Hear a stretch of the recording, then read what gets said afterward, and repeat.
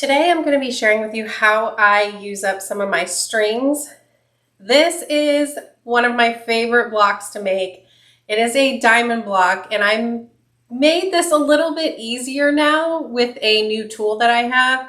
So I'll be sharing that with you as well. It's another Deb Tucker template. You guys know I love Deb Tucker templates. They are amazing. I've shown it before on my channel, so I'll link that video. But essentially, I make a V block and then just sew them together to make a diamond. And it is so much fun to make this block a little bit different using strips of scraps of fabric. All right, so let's get started on this fun block. So to make these scrappy diamonds, you're gonna want some strings of fabric. I usually have these left over from when I'm cutting yardage.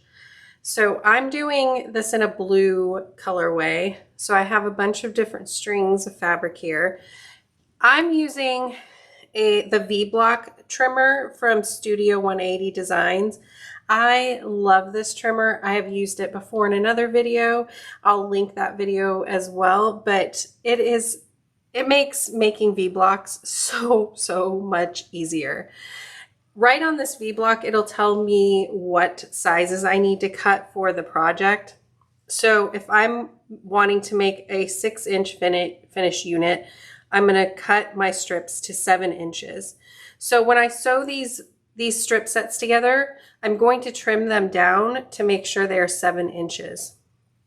And I'm going to be doing that for the inside triangle and the outside setting triangle as well. So when I cut this outside setting triangle, I started with a 7-inch strip since that's the finished unit I'm making. But this has finished units from 1 inch all the way to 6 inches, so you'll get a lot of use out of this. I do already have my setting blocks cut, but I will show you how to cut them with some other scrap fabric I have. So you'll need your strings, you'll need some sort of cutting tool that you like to use for V-blocks, and you'll need some background fabric. So how I sewed my strip sets together is I made them go from kind of a lighter blue to a darker blue. So this middle one here is kind of tricky for me because I kind of feel like it could go either way, but I decided to switch it just to get these florals that look very similar away from each other, and I think it'll work just fine.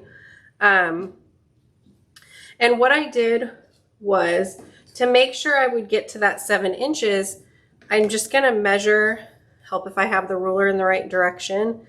And so it shows that I have 9.5 inches of fabric here. So I know after sewing, I'm going to have my seam allowances there. So I think this will work out. So I kind of get one side lined up, and then I trim them all so that they're the same length, just to make it easier for me when I'm sewing.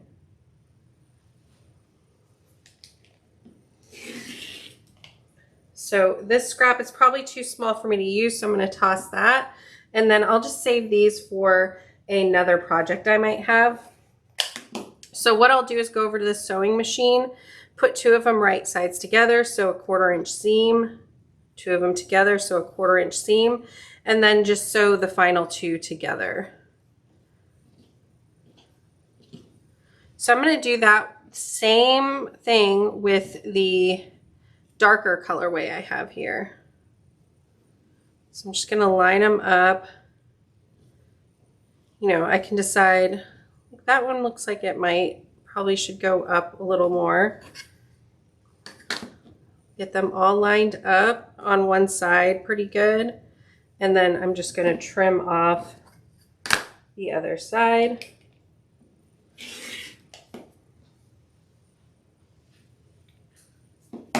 We'll check and see.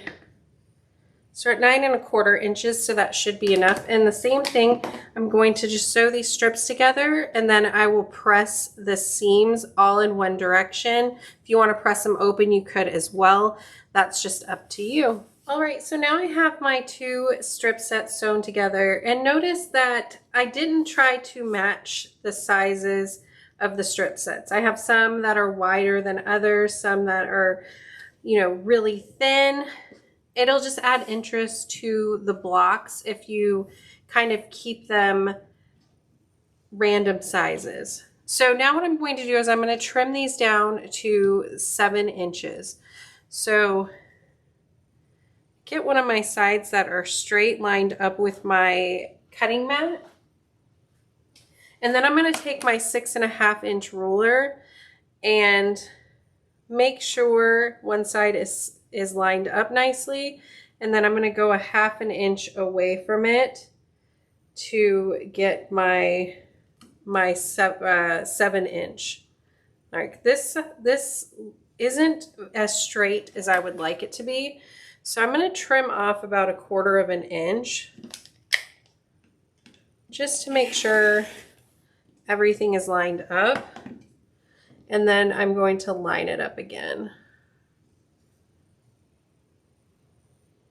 So get it lined up, and I'm going to cut at what is the 7 inch mark. There we go. And then I'm going to do the same with my darker strip set. So I definitely don't want to trim off any on this side because it is already one of my thinner blocks. Looks good. So I'm going to trim this down to 7 inches. And for yours, you would just trim it down to whatever size you need for your blocks. So I'm going to take one of the strip sets and I'm going to get ready for cutting. So this ruler on the side with the triangle angle has quite a few cut lines here. And I'm going to get rid of, kind of cover up all this other stuff because we're not using it right now. So you can see it has our cutting information for what finished units we're wanting to make.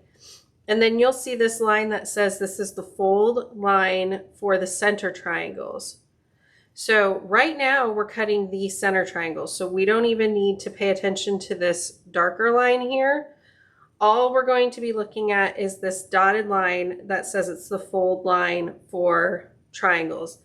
Now, if you are using, if you're wanting to make 2-inch finished units, then you would be looking at this line here. Okay, and so you would just be using the one that you need for the size you are making. I'm making the 6-inch finished unit, so I'm going to be using the bottom line of the ruler. What we're going to be doing is folding in the end here enough so that this dotted line, and I actually did it pretty perfect. That never happens, but we're folding in for the first cut the strip set. So you see I folded it over just enough so that the end of the ruler lines up with it. Like I said, if you're doing like a 3-inch finished unit, you would be lining up at the line for the 3-inch. I'm lining up at the bottom because I'm doing the biggest size that this ruler can cut. So I have that dotted line lined up right with the fold line. And then I'm just going to cut along this diagonal here. So I do have some waste here, but then we have our finished unit. So now what we're going to do is turn this to the back. So our wrong side is facing up. And do you see this center trim line? I know it's really hard on here to see some of this. So we have this other angle coming off that says center triangle trim line. Now we're going to be lining that up with the side that we just cut, and it's going to form our triangles for us now.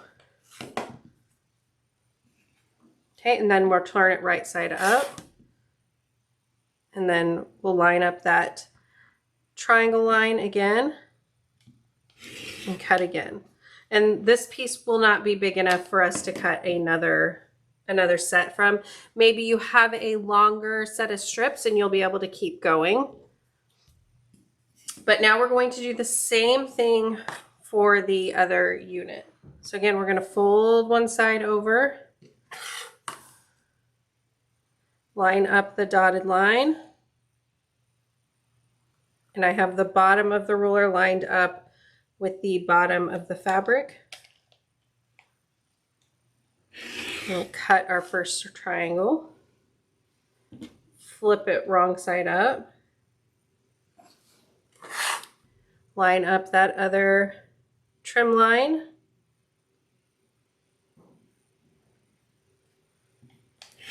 cut the other side,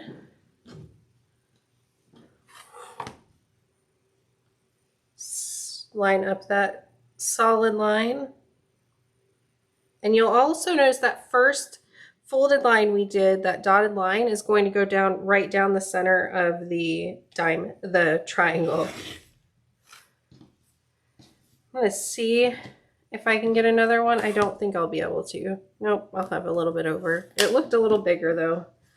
All right, so now we have 6 triangles from these that we made. I'm going to set these to the side. This is my 7-inch strip that I cut. Now, the trick to this is if you're using a solid fabric, you don't have to worry about it as much. But because I'm using, and it's hard to tell, the grunge fabric, one side is definitely the right side. I'm going to fold the right sides together because this ensures that I'm cutting these outside triangles properly. Now I'm going to square up the edge.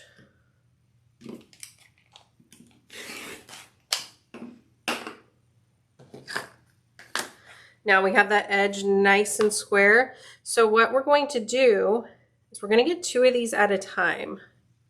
And this time we're using that cut line for side triangles because we're making the side triangles now, and it's that darker solid line. And we're going to cut right along it. And the reason it's so important is that we're wanting to get mirror images of each other because they're going to be going on each side of the triangle here. So we're going to need one that goes on this side and one that goes on the other side. And try to move this over without messing it up. So if we didn't fold the fabric right sides together, we wouldn't be getting that mirror image of the setting triangles. And like I said, if you're using a solid fabric, it's not a big deal, but doubling the fabric up in this way just ensures that I'm getting that mirror image. So side triangle trim 2. Then we're going to cut a straight line.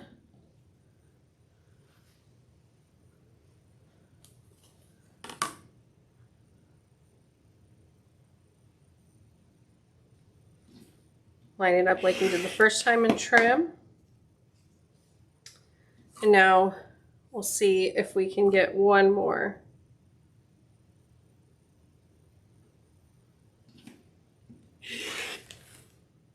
There we go. And now we have all of our side triangles. So I'm actually going to use the fabric that I used on my first set of diamonds.